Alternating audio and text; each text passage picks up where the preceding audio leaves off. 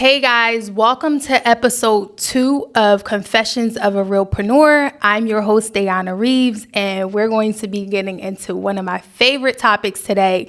And we're going to be talking about if home ownership is right for you, right? We're going to be talking about if home ownership is right for you. So there's a lot of myths out here on social media where people are saying like, hey, you need to buy right now before prices go up. You need to not worry about interest rates, right? You need to be looking to buy now to build generational wealth, like all of these things that are talked about, right? All of these things that are talked about. But I'm going to give you 3 main points on today's episode to give you an idea as to if you're ready for home ownership or not. Right. So the first point I want to make is ask yourself this question. Is your financial house in order? Right? Is your financial house in order? Meaning, do you have your finances together? Right? Do you have your finances together? How's your credit? Right? So if you're looking to purchase a home, your credit needs to be at least a 620. We recommend having a 640. Right? Do you have any savings for your home? That's very, very important because we have a lot of down payment assistance programs and grants that are available, but we still need you to come to the table with some cash. So how much do you have saved? Do you have a plan to save? Do you make enough money where you're able to start saving, right? So how's your savings? Do you have student loan debt? Right? Student loan debt, we're going to tap into that a little bit later, but student loan debt is it's a topic where a lot of people get afraid to make moves financially if they have student loan debt. You can still buy a house with student loan debt, but we need you to be making payments, right? We need you to not be in delinquent status. We need you to get back in repayment if you have student loans. And then overall, how's your income? Do you make good income? Like, do you have enough income where you're able to afford a house, right? Do you have good income, right? How's your income? Are you able to afford a house on the income that you have now? Is it consistent income, right? Is it W-2 income? Is it 1099 income? Those are 2 types of incomes, and they're evaluated differently when we're qualifying you to buy a home. Right? So those are some things you need to think about when you're thinking about if your financial house is in order.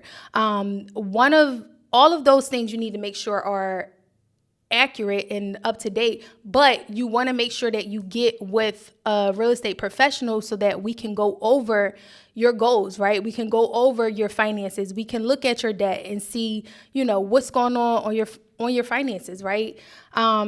And then another point I wanted to make to that is your debts, right? So one thing that I realize a lot with clients is they think if they have a lot of debt, that's going to deter them from getting approved, right? So your debt is it's not looked at as your overall debt, right? So if you owe $15,000 total on a credit card or a loan, the banks don't care about how much you owe. They're just looking at your monthly payments, the minimum monthly payment. So on a $15,000 loan, your monthly payment may only be $300 to $400, just depending on your interest rate. So the banks are caring about what the minimum payments are on your loan balances and your credit cards, and if you pay your bills on time.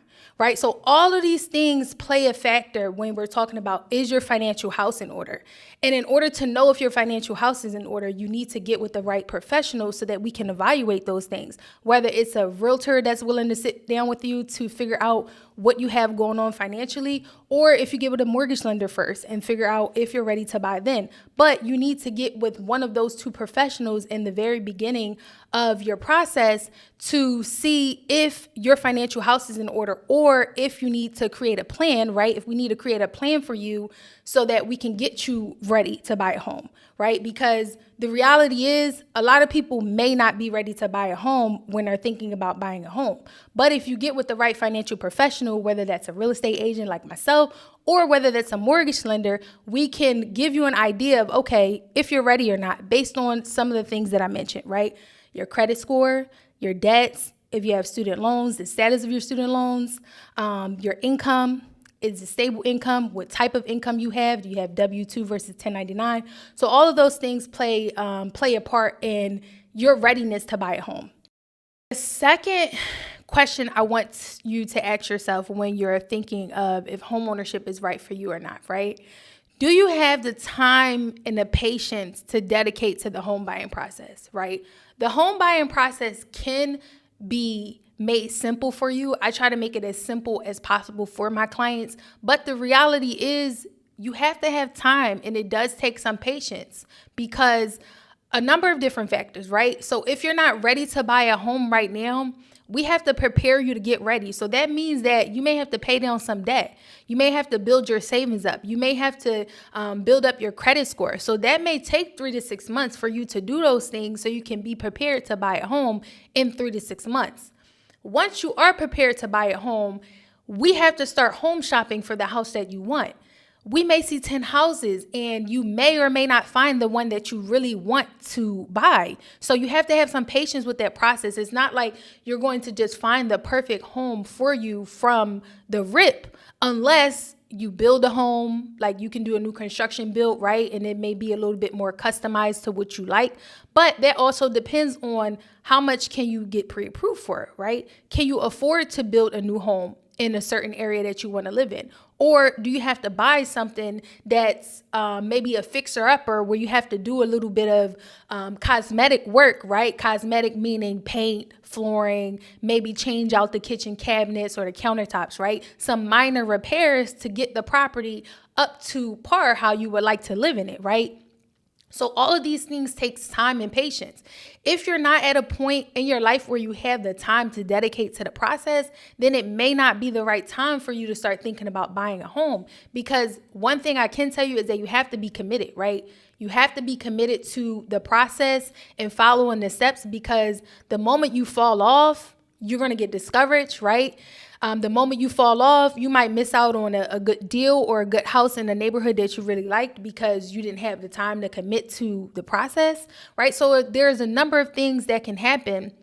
And then last but not least, are you at the stage in your life? Like, what's going on in your life that you have other things, like other priorities that you have to commit to, right? If you have a family, you may have to figure out how you're going to, commit certain time to the process if, you have children, or if you have other things going on, like if you're in school, right? Do you really have the time to focus on buying a house if you're also in school? Some people may not feel that it's the right time for them because they want to focus in all on school, right? So that's the second question you need to ask yourself. Are you prepared? Do you have the time? Do you have the patience to commit to the process, right? And then the third point I wanted to make regarding deciding if homeownership is right for you is if generational wealth is important to you or not, right? So one of the reasons why I am an advocate for homeownership and owning real estate of any type is the fact that as you're owning this piece of real estate, right, you're able to pass down this asset to generations, right? To your children, to your children's children, to your grandchildren, right? You can pass this asset down. And why that's important to me is because for Black and brown people, we're at the bottom of the totem pole when it comes to wealth, right? There's still a huge disparity and a wealth gap between Black African-American people and other races, right? So not to get too deep into the history lesson, but if you know anything about real estate or these disparities that I'm talking about, you understand that we still have a long way to go when it comes to catching up, right, and building wealth. So that's another reason why real estate is so important to me and why I am an advocate for it. And I love to just educate people on the importance of it, because at the end of the day, you have this asset that holds value, right? So now you own something. And once that is paid off, you are able to leverage it, meaning you can borrow against it. You can borrow money from it to either buy another asset, buy another property, buy a business, whatever you want to do. It becomes like a bank in a sense. It becomes your own bank because you're able to pull the value out of this asset. So again, this is not a generational wealth episode, and I'm not trying to go heavy on teaching that aspect, but I just want you guys to understand the importance of owning real estate and owning assets in general. So if generational wealth is important to you, then you should definitely consider buying a home. Real estate is one of the main ways that people are able to build wealth in this country. So that is why I preach generational wealth. I preach real estate. I try to give the information so that people can make the best decision.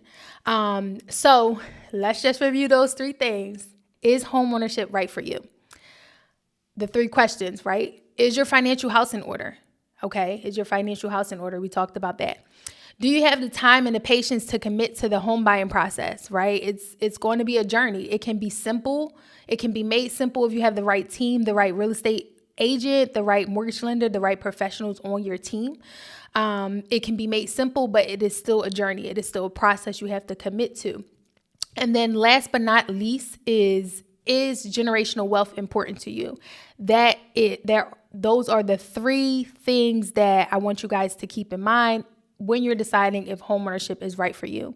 So again, thank you guys for tuning in to today's episode number 2, and I hope to catch you all next time.